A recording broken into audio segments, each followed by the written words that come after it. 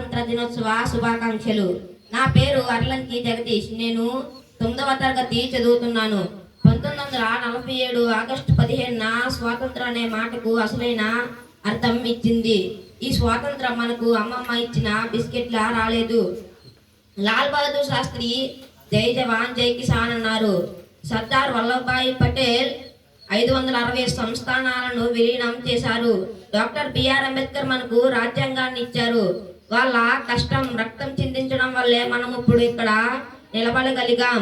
నా దృష్టిలో అసలైన స్వతంత్రం అంటే స్కూల్ బెంచ్పై చెత్త రాయకుండా ఉండడం, తల్లిదండ్రులను గౌరవించడం, నా పని నేను చేసుకుంటానే మాటను చేసి చూపించడం, దేశం కోసం చరిత్రలో నిలిచిపోయేలా ఏదైనా సాధించడం.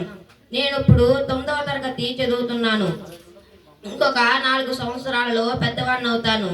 2047లో మనం 100వ స్వాతంత్ర దినోత్సవం జరుపుకుంటాం.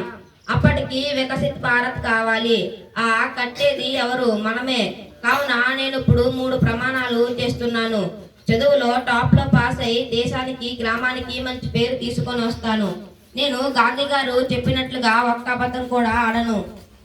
నా వీధి గ్రామం పరిశుభ్రంగా ఉంచడానికి ప్రయత్నిస్తాను. మన జెండా మనకు 3 విషయాలు చెబుతోంది. త్యాగం చేయి, శాంతిగా ఉండు, అభివృద్ధి కోసం కష్టపడు.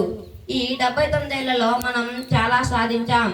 ఆహారం స్వయం సమృద్ధి చేశాం, చంద్రుడిపై జెండా పాతాం, ప్రపంచానికి డిజిటల్ ఇండియాను పరిచయం చేశాం. అయినా మనం సాధించవలసిన అభివృద్ధి ఇంకా చాలా ఉంది.